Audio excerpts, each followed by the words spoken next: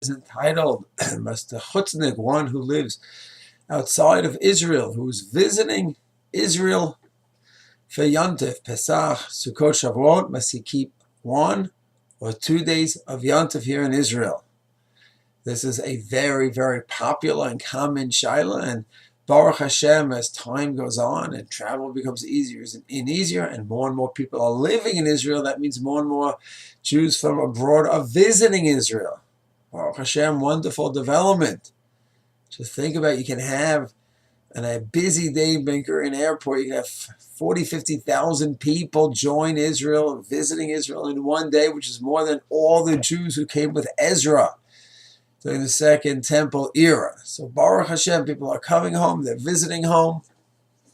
That's a wonderful thing. And the more people visit Yetz Hashem, the more people will decide to stay as well. So here is the question. A very, very common question. What should a chutznik, someone from abroad, do when he or she is visiting Israel and planning on returning after the Chag? So the Shulchan Aruch openly discusses the case in Siman Taf Tzadi Vav, in Orach Chaim, Taf Memchet in Taf Samchet in Orach Chaim, openly discusses the case of an Israeli going to Chutz La'aretz, that he has to keep 2 days when he's in a town in Chutz La'aretz. He cannot do any melacha when he's in that town. Shulchan Aruch and the Ramah do not talk about the other case.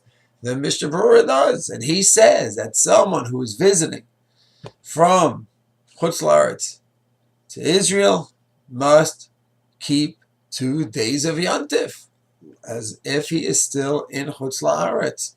He has to daven, he has to avoid melacha, davening Yontif davening. It's as if he's still Chutz La'aretz. He just shouldn't do it publicly, because you can't publicly go against the minhag of the makom. So public to go ahead while everyone is in shul, he'll be screaming out the Yontif davening loud while everyone is doing a weekday davening, Chol HaMoed davening. That he shouldn't do. That's the Mishnah Berurah.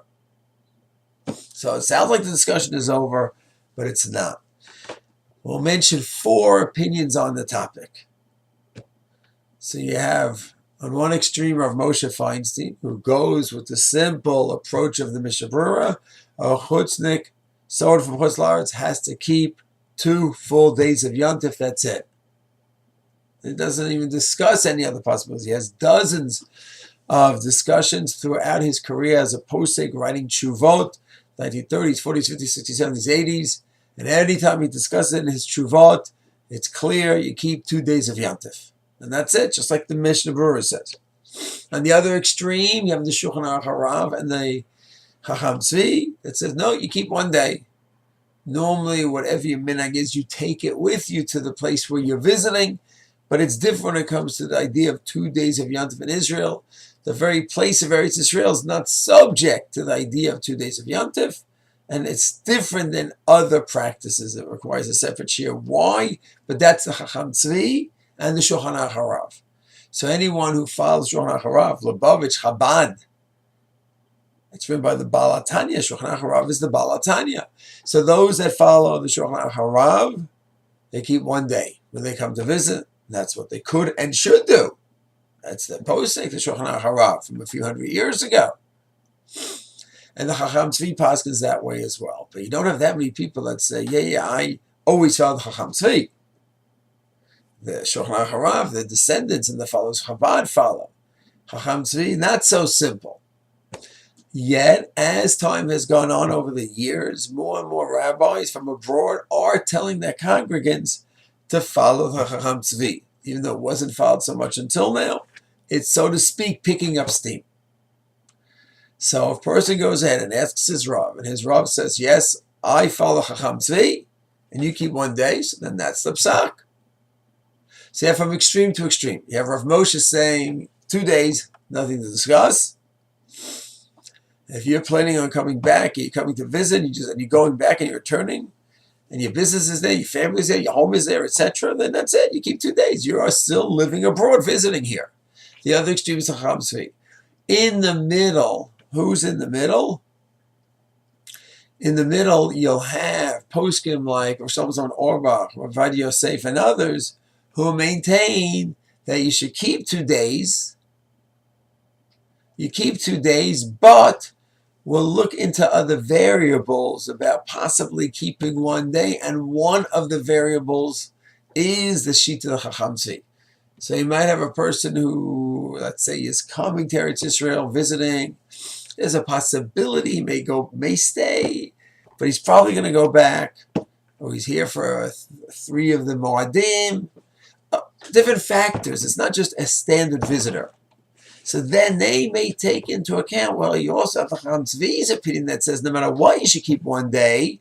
So they say, well, combined with all the factors involved and the Chacham Tzvi, he should just keep 1 day. Rav Moshe doesn't bring in the Chacham Tzvi even as Seiruf, as an opinion. But Rav Shlomo Zalman does, and Rav Vadia to a greater extent as well. So we have 3 opinions. One extreme of Moshe, you keep 2 days no matter what. Unless you're moving here, unless you're here, you're on your way, that's something else. Then you have the Chacham Tzvi, then the Shulchan Aruch Harav, you keep only 1 day.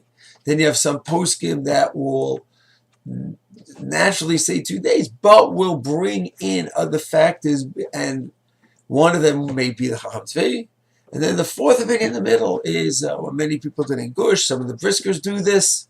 It's called 1.5, where basically they're poskening you do 1 day like the Chacham Tzvi, but out of deference to the Beit Yosef, Hakat Rochel in his Shuvot, where he writes that you should keep 2 days, out of deference to him, so any D'oraita biblical malachot are they abstained from on the 2nd day, and that's what's called 1.5. We're basically keeping 1 day as an Israeli, like the Chacham Tzvi, but just to be stringent, you avoid any biblical malachot. So it's an overview of 4 of the positions in the topic.